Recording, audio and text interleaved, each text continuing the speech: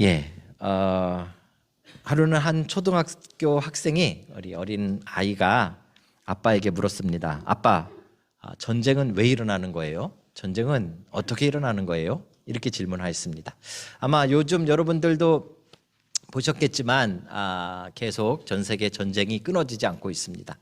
그래서 아마 아이도 뉴스 같은 것을 보고 이제 전쟁에 대해서 한번 깊게 생각을 했던 것 같습니다. 그래서 어리지만 아버지에게 전쟁이 왜 일어나는가를 물어본 것이죠. 아마도 이번에 하마스와 이스라엘 간의 전쟁에 대해서 물었던 것 같습니다. 아빠는 본인이 알고 있는 전쟁에 관한 모든 지식을 동원해서 아들에게 설명을 했습니다. 그래, 팔레스타인이라는 땅이 있는데 거기에는 팔레스타인에 살던 사람들과 그 다음에 이스라엘 사람들이 함께 살고 있었어. 그런데 팔레스타인 사람들이 막 낙하산을 타고 막 들어와서 총을 쏘고 사람들을 죽이고 한 200명 정도를 사람들을 납치해서 도망갔어. 그래서 전쟁이 일어난 거야 라고 설명을 해줬습니다. 그 이야기를 듣고 있던 엄마가 갑자기 끼어들었습니다. 여보, 제발 애한테 좀 자세히 좀 설명해주고 제대로 좀 설명을 해줘. 그러면 애가 오해하잖아. 그러면서 엄마가 다시 아들을 앉혀놓고 설명을 했습니다.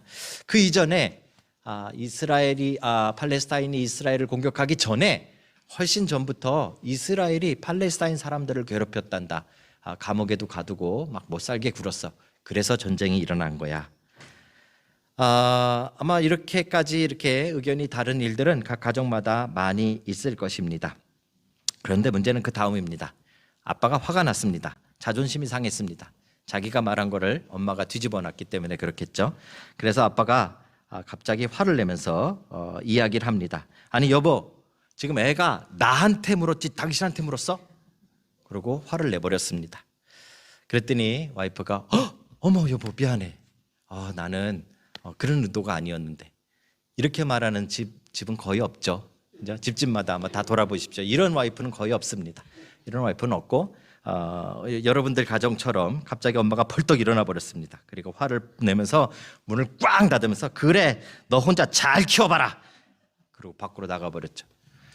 그랬더니 그 모든 과정을 바라보던 아들이 멀끔멀끔 눈을 멀끔거리면서 남아있는 아버지를 쳐다보면서 이렇게 말했습니다. 아빠, 이제야 전쟁이 어떻게 일어나는지 알 것 같아요. 여러분도 저도 우리의 내면을 들여다보면 전쟁이 왜 일어나는지 어떻게 일어나는지는 너무 쉽게 알 수 있습니다. 우리 자신을 들여다보면 전쟁이 어떤 마음에서 일어나는지 안다는 것이죠. 그런데 반면에 우리가 모르는 것은 무엇인가 하면 평화가 어떻게 우리에게 오는가는 잘 모릅니다. 전쟁은 잘 아는데 평화에 대해서는 사실 잘 모르는 경우들이 더 많이 있다라는 것이죠. 분명한 사실은 여러분과 제가 이 땅을 살아가는 동안 전쟁은 절대로 끊어지지 않을 것입니다. 인간이 이 세상을 사는 동안에 전쟁은 계속 있다는 말입니다. 뿐만 아니라 혹시 여러분과 제가 운 좋게 지금 뉴질랜드는 좀 많이 떨어져 있으니까 전쟁이 나지 않은 땅에서 산다고 해도 여러분의 직장에서 전쟁터 같은 것을 느낄 것입니다. 여러분의 가정에서도 전쟁과 같은 상황을 느끼실 것입니다. 그렇죠? 어쩌면 우리의 인생 자체는 우리의 마음 자체가 전쟁과 너무 가깝기 때문에 전쟁은 아마 우리 주변에 늘 있게 될 것입니다. 전쟁터 같은 인생을 산다는 말이죠. 그렇기 때문에 우리에게 진짜 필요한 것은 전쟁이 어떻게 일어나는가가 아니라 평화가 어떻게 우리에게 오는가 하는 것입니다. 그렇죠? 오늘 본문에서는요, 예수님이 이제 이 땅에 오신 성탄절, 어떻게 보면 한 아기가 우리에게 낳고라는 표현으로 이제 성탄절에 대한 이야기를 시작하면서 이사야는 뒷부분에서 평강 또는 평화라는 샬롬이라는 단어를 사용하고 있습니다. 이것 자체는 무엇을 의미하고 있는가 하면 전쟁터 같은 이 땅을 살아가는 여러분과 저에게 평화란 어떻게 오는가라는 이 이야기를 다룰 때 결국 평화는 그리스도를 통해서 또는 그리스도와 연관되어 우리에게 주어진다라는 사실을 성경이 이야기하고자 하는 것이죠. 오늘 여러분과 제가 그 이야기를 나누고자 합니다. 그래서 여러분들이 오늘 전쟁이 어떻게 일어나는가가 아니라 우리의 삶에 평화가 어떻게 오는가를 좀 분명하게 말씀을 통하여 깨닫고 여러분들이 그 평화를 누리는, 그리스도 안에서 평화를 누리는 은혜의 날이 되시기를 주님의 이름으로 축복합니다. 자, 우리 한번 시작해 보실까요? 본문을 다시 한번 보십시오. 이는 한 아기가 우리에게서 낳고 한 아들을 우리에게 주신 바 되었는데 그의 어깨에는 정사를 메었고 그의 이름은 기묘자라 모사라 전능하신 하나님이라 영존하신 아버지라 평강의 왕이라 할 것임이라. 제가 일부 예배 때 우리 선생님들이랑 예배를 드리는데 저희 오늘 이제 좀 그 어른 선생님들은 아프셔서 못 오시고 다 우리 그 고등학생 2명, 그다음에 학생들, 젊은 사람들만 이렇게 함께 예배를 드렸어요. 그래서 이 부분을 같이 읽었습니다. 읽기도 힘들 뿐더러 무슨 암호 또는 무슨 주문을 외우듯이 이게 무슨 말입니까 도대체, 그죠? 굉장히 어려운 본문이 사실 오늘 본문입니다. 그런데 제일 중요한 것은 그 처음에 시작을 한 아기가 우리에게서 태어났다라는 말로 시작하는 것이죠. 그죠? 이게 바로 메시아에 관한 이야기입니다. 예수 그리스도에 관한 이야기를 설명하고 있는 것이죠. 근데 중요한 것은요, 제가 작년 성탄절 때도 말씀드렸고 그 전 성탄절에도 말씀드렸고 그 전에도 말씀드렸습니다. 계속해서 반복해서 말씀드리지만 12월 25일이 예수님의 생일이라는 기록은 성경 어느 곳에도 기록되어 있지 않습니다. 12월 달이 아닐 가능성이 훨씬 더 정황상 높습니다. 그죠? 오히려 아시는 분들, 인터넷을 좀 많이 들여다보신 분들은 많이 들으셨겠지만 12월 25일은 로마 시대에 태양신을 섬기던 축제의 날입니다. 근데 우리의 진짜 태양은 하나님이다 해가지고 중간에 바꾼 의도는 좋았습니다만 중요한 것은 12월 25일이 예수님의 생일날은 아니다라는 것이죠. 그렇죠? 그렇다면 여러분과 저는 왜 이렇게 성탄절을 지키고 있을까요? 물론 종교개혁, 우리 개혁주의 신앙이 시작되어진 종교개혁에서 성탄절을 잠시 없앴던 적이 있습니다. 예수님의 생일이 아니니까 이걸 없애자 해서 없앴던 적이 있긴 있습니다만 결국 다시 돌아왔습니다. 그래서 오늘날 우리가 이 성탄절이라는 것을 함께 지키고 있습니다. 도대체 왜 성탄절은 우리가 지켜야 하는가? 물론 12월 25일이 날짜상으로는 안 맞겠지만 분명한 사실은 바로 오늘 본문 때문입니다. 이는 한 아기가 우리에게서 낳고 라는 이 예언이 신화가 아니고 어떤 전설이 아니고 실제로 이 땅에 우리의 역사 가운데 일어난 사건이다 이 말입니다. 그래서 하루를, 그게 12월이든 1월이든 6월이든 상관없이 하루의 특정한 날짜를 정해놓고 그날 한 아기가 우리에게서 낳았다라는 사실을 기억하고 기념하는 것 자체는 아주 큰 의미가 있다라는 것이죠. 그렇죠? 결국 여러분과 저는 그런 의미에서 성탄절을 지키는 것입니다. 생각해 보시면 뻔하죠. 우리 6월 달에 보면 퀸스 벌스데이, 이제 퀸 돌아가셨기 때문에 킹스 벌스데이로 바뀌었잖아요. 생일이 6월 달이 아니십니다. 그죠? 아마 돌아가시고 그 다음 분이 해도 6월 달일 겁니다. 계속. 이게 똑같은 겁니다. 태어난 날은 아니지만, 그 날짜는 아니지만 이건 역사적으로 실제적으로 이 땅 가운데 일어났던 사건이기 때문에 하루를 특정하여 정하고 우리가 그날 한 아기가 우리에게서 낳았다라는 사실을 기억하는 것, 이것 자체가 우리 성탄절의 시작이고 특별한 의미가 있다라는 것입니다. 자, 그런데 어떤 아기가 태어났기 때문에 우리가 기뻐할까요? 오늘 본문에서는요, 이 아기에 대해서 이렇게 설명합니다. 그 어깨에 정사를 메었고, 이것 자체도 어렵죠. 그죠? 아침에 일어났는데 제 아내가, 제가 이 본문을 이제 오늘 본문이니까 이제 설교 준비한다고 자꾸 읽으니까 그러더라. 정사가 도대체 뭡니까? 우리 어른도 잘 모르는 겁니다. 이 정사라는 이 단어는 정치적인 일, 폴리티컬한 일 또는 행정적인 일이라는 의미를 가지고 있는 단어입니다. 이 단어는 함미스라라는 히브리어 단어인데 구약에 딱 2번만 등장합니다. 이 2번 등장할 때 그 의미가 있는데 그 의미는 통치권 또는 통치하다라는 의미를 가지고 있습니다. 그러니까 정사를 메었다라는 말은 뭔가 통치자의 어떤 표식을 가지고 있다 또는 통치자의 신분으로 오셨다라는 것을 이야기하는 것이죠.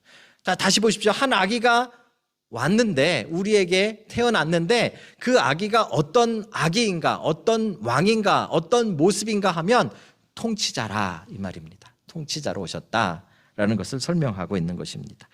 이거를 다시 설명하고 있는 것이 맨 마지막에 우리가 잘 알아듣는 단어가 바로 평강의 왕이라는 단어입니다. 물론 이 왕은 황제를 말하는 단어는 아닙니다. 여기서 말하는 왕은 위임을 받아서 다스리는 왕입니다. 그러니까 그리스도입니다. 하늘에 하나님 아버지께서 모든 통치권을 주셔서 우리를 다스리는 분, 이런 의미가 이 안에 들어있는 것이죠. 그렇죠? 그래서 한 아기가 이 땅에 왔다. 그리고 그 목적이 무엇인가 하면 왕이 되기 위해 왔다, 이 말입니다. 통치자가 되기 위해 왔다, 그 말이고요. 결국 우리가 기뻐한다라는 말은 예수님이 우리를 통치하시기 때문에 기뻐하는 겁니다. 예수님 생일날이라서 기뻐하는 게 아니고요. 그러니까 여러분들이 성탄절을 기뻐하실 때 어제도 제 아내랑 같이 인터넷에 다른 선교사님들, 목사님들이 어떻게 성탄절을 지내는지 이렇게 봤는데 동남아시아에 있는 어떤 목사님이 막 산타크로스 모자 쓰고 막 이렇게 아주 너무 신나게 성탄절을 보내시더라고요. 근데 사실 그 의미는 아닙니다. 신날 수는 있는데, 기쁠 수는 있는데 그 기쁨의 의미가 예수님 생일날이라서 기뻐하시는 게 아니라는 말입니다. 그렇죠? 오늘 우리는 그거 하나는 좀 분명하게 이제 짚고 넘어가셔야 됩니다. 평생 우리가 이 땅에 얼마나 사실지 모르겠지만 우리가 정말 성탄절을 기뻐해야 하는 그 날은 예수님 생신날이기 때문이 아니라 2000년 넘었으니까 무슨 정말 몇천 년 잔치 이런 게 아니라 진짜 성탄절을 기뻐해야 되는 이유는 무엇인가 하면 우리를 다스리시기 때문에, 우리를 통치하시기 때문에 기뻐하는 그런 여러분과 제가 되기를 주의 이름으로 축복합니다. 그렇죠? 이 기쁨에 대해서 생각을 해볼 텐데요. 아까 주일학교 아이들과도 잠시 나눴습니다만 예수님이 이 땅에 오신 이유가 무엇인가라고 말하면 대부분 구원에 대해서 이야기합니다. 근데 문제는 뭔가 하면 구원에 대해서 우리가 오해하는 부분이 하나 있습니다. 구원은 예수님께서 십자가에 달려 돌아가셔서 우리에게 뭔가 던져주신 것으로 끝나는 일이 아니라는 거죠. 그러니까 마치 티켓처럼 여겨서 예수님이 오신 기쁨이 우리에게 그 티켓 주시기 위해서 이렇게 생각하시면 안 된다는 말입니다. 그렇죠? 아까처럼 아이들에게 말한 것처럼 이건 기뻐해야 될지 슬퍼해야 될지 모르는 날입니다. 사실은 예수님이 십자가에 달려 죽기 위해 오셨잖아요. 돌아가시기 위해 오셨는데 여러분, 기뻐한다는 게 얼마나 이기적인 기쁨입니까? 그래서 사실은 성탄절에 예수님의 십자가 사건만 놓고 본다면 오늘 그렇게 기뻐할 수는 없는 거죠. 그렇죠? 그래서 구원은 십자가 사건으로 끝난 게 아니라 구원은 십자가 사건으로 시작되었다라고 보는 겁니다. 그렇죠? 왜요? 통치라는, 예수님이 우리를 다스리시는 하나님 나라라는 관점에서 보면 십자가 사건은 끝이 아니라 시작이라는 말입니다. 예수님이 우리의 죄를 대신해서 돌아가심으로 말미암아 그때부터 이제 우리를 다스리시는 자가 되고 통치하시는 자가 됐다, 그 말을 하고 있는 것이죠. 그렇죠? 그래서 오늘 성탄의 진짜 의미는 예수님의 우리의 왕되심에 초점이 있습니다. 예수님의 생일에 있는 것도 아니고요. 십자가는 그 왕이 되기 위한 과정으로 되어져 있는 것이죠. 그렇죠? 그래서 구원은 끝이 아니라 출발점이다라는 생각을 가지고 있어야 하는 것입니다. 예수님이 우리를 통치하시기 때문에 기뻐하는 것. 어떤 분이 TV에 나와서 불교를 설명해 주시는데 이렇게 설명하더라고요. 불교를 깊게 심취하면 부처가 없대요. 처음에 못 알아들었어요? 불교에 깊게 빠지면 부처가 없대요. 그러니까 불교는 내가 수련을 해서 내가 해탈에 이르고 내가 부처가 되는 거예요. 내가 통치자가 되는 것이고요. 부처님이 날 통치하는 게 아니라는 거예요. 부처님이 날 통치하는 것으로 알고 있는 한국의 불교가 오염된 거래요. 그래서 불교는 깊게 들어갈수록 통치자가 없는 종교래요. 기독교 세계관은 완전 반대입니다. 기독교 세계관의 메인 핵심은 무엇인가 하면 예수님이 통치자가 되는 것입니다. 예수님이 다스리는 왕이 되시는 겁니다. 그게 기독교 신앙의 핵심이고 중심입니다. 그래서 반대로 기독교 신앙이 무너진 첫 번째 죄가 이 땅에 들어온 그 내용을 잘 살펴보십시오. 아담이 자기가 주인이 되고 자기가 자기의 왕이 되고 자기가 자기 하고 싶은 것을 마음대로 한 것이 죄가 된 것이죠. 그렇죠? 하나님의 다스림을 거부한 것입니다. 과일 따먹은 게 문제가 아닙니다. 하나님의 다스림을 거부한 것이 죄가 된 것이죠. 다시 말씀드리면 기독교 신앙은 다시 돌아가서 내 고집이 아니라 내 생각이 아니라 내가 날 다스리는 것이 아니라 하나님이 날 다스리시도록 맡겨드리는 것, 그 통치하심 안으로 들어가는 것이 기독교 신앙의 핵심이다라는 것입니다. 그래서 여러분들 아마 이제 특별히 남자분들, 제가 이렇게 목회를 오래 하면서 생각해 보니까 대부분 60대에 많이 나타나세요. 60대 남자분들이 신앙생활하기가 제일 힘들어요. 왜냐면 60평생 살아오면서 인생을 자기가 멋지게 만들어 오신 분들, 성공하신 분들, 특별히, 그죠?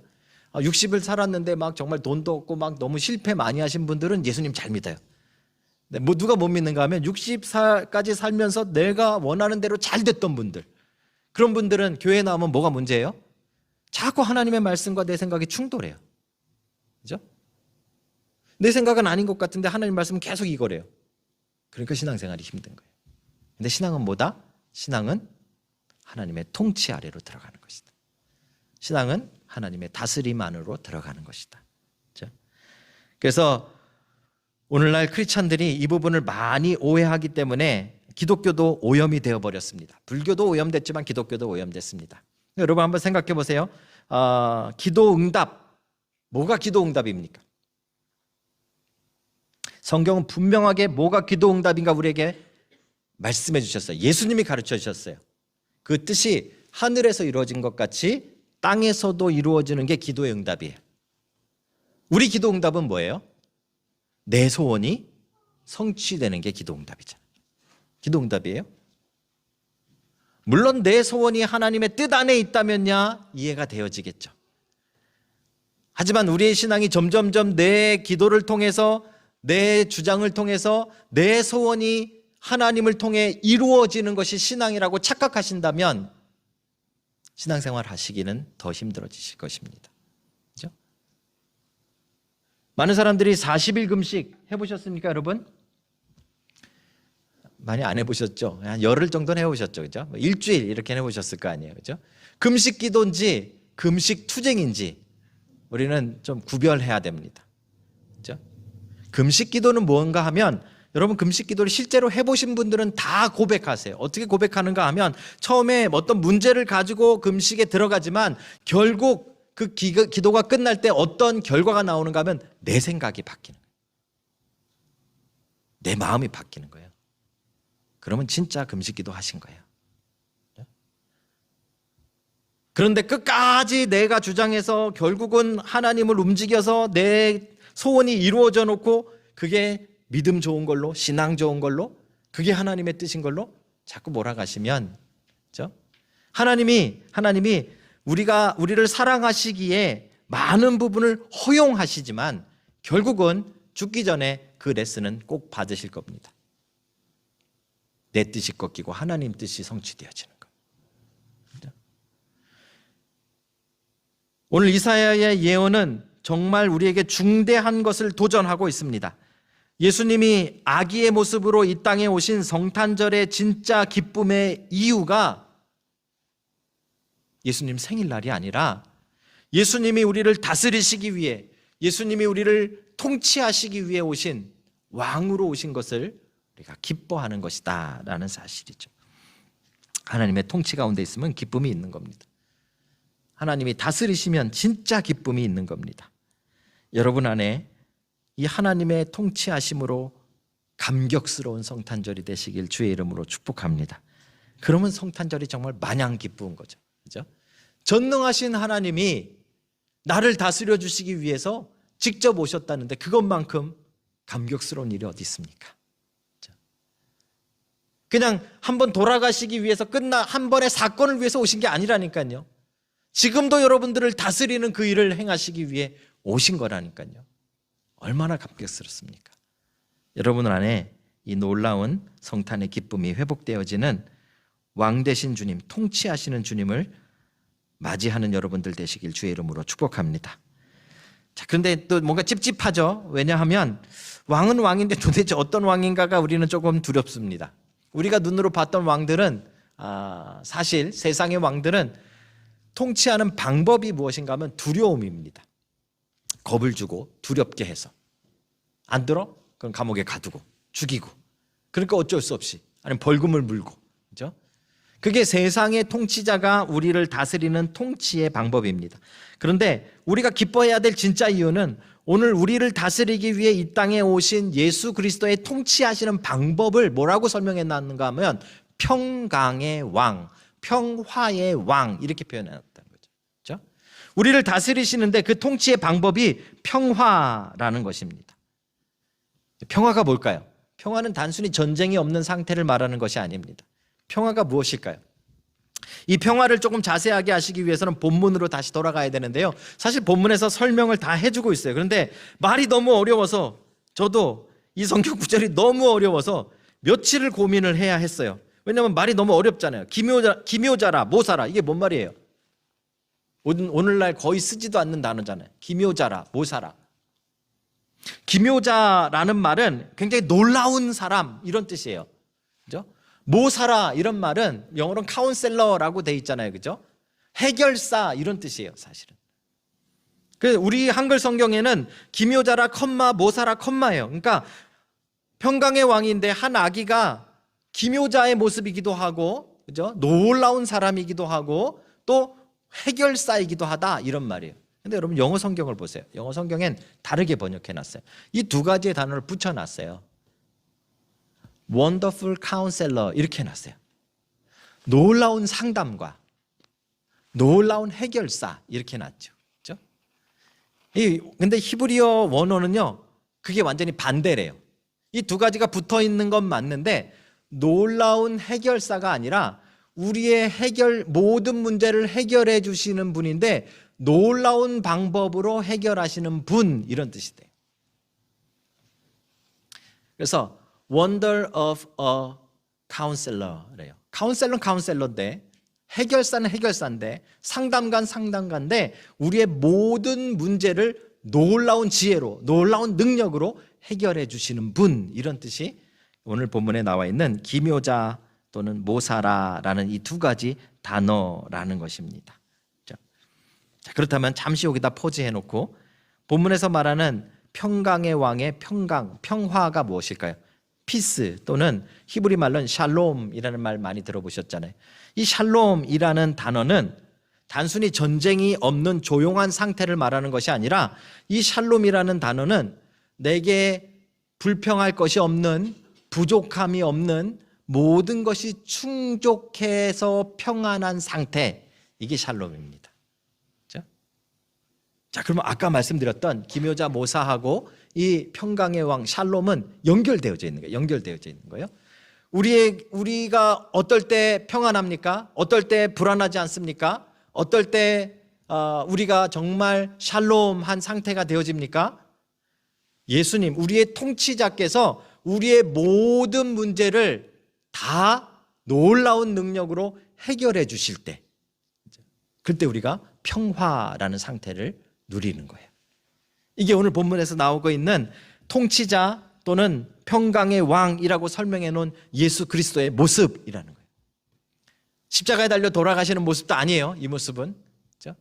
이 모습은 무엇을 우리에게 이야기해 주고 있는가 하면 우리가 이제 구원받은 하나님의 백성으로 이 땅을 살아가는 동안에 우리의 삶에 만나는 모든 문제, 모든 어려움, 모든 그 난관들을 우리 주님께서 우리의 통치자가 되셔서 하나하나 놀라운 능력으로 해결해 주신다 그 말이에요. 그렇죠? 그 하나님의 그 주님의 통치를 받는 것, 이게 평강의 왕이라는 단어 안에 들어있는 진짜 의미라는 것입니다. 예를 들면요, 이스라엘 백성들이 애굽 땅에서는 뭐 마늘도 있고 뭐 먹을 것도 많았어요. 그러다가 탈출해가지고 광야에 옵니다. 광야에 오니까 먹을 게 있어요, 없어요?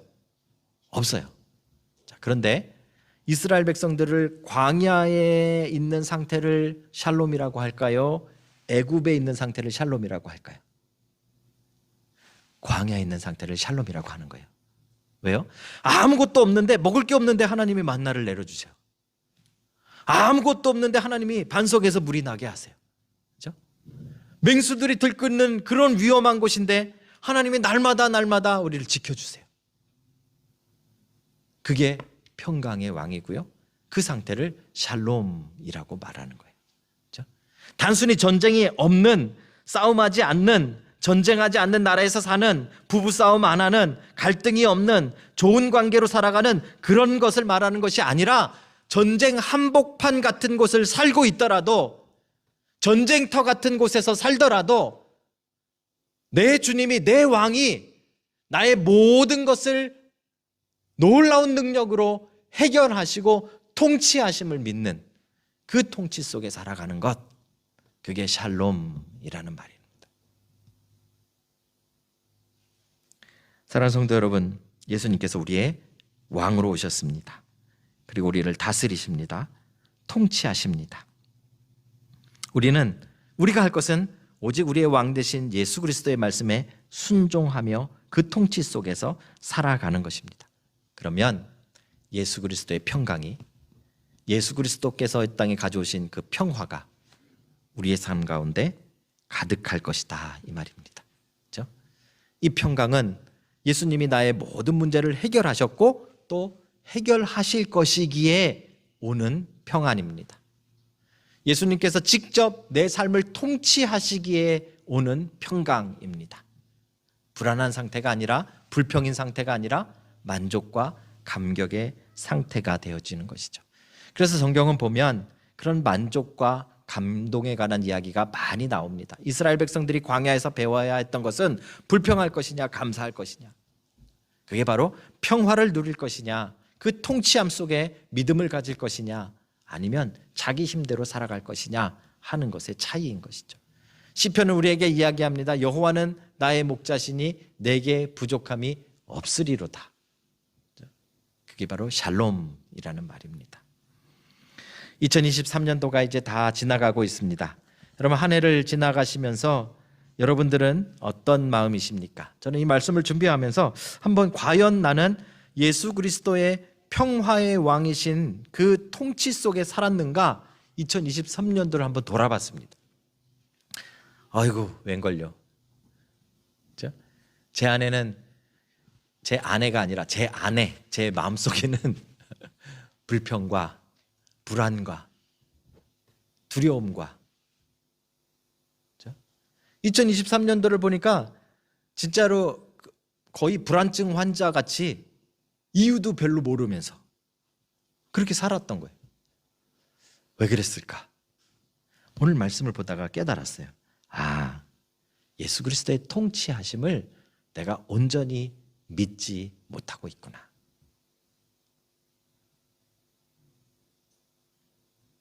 여러분 어떠십니까? 여러분 어떤 한 해를 사셨습니까? 그리고 이제 어떤 한 해를 준비하고 계십니까?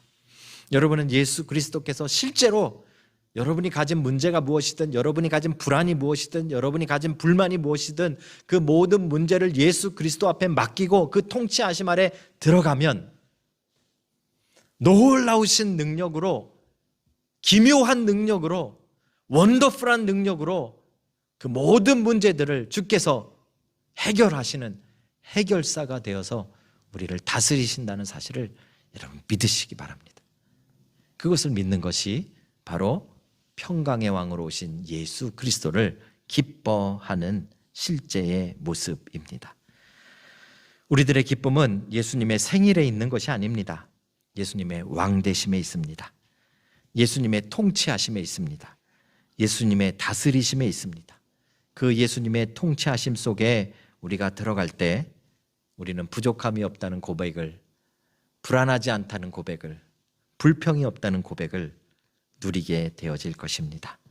이번 성탄절은 부족함이 없고 감사와 만족과 기쁨으로 가득한 평강의 예수 그리스도께서 다스리시는 놀라운 성탄절이 되시길 주의 이름으로 축복합니다. 기도하시겠습니다.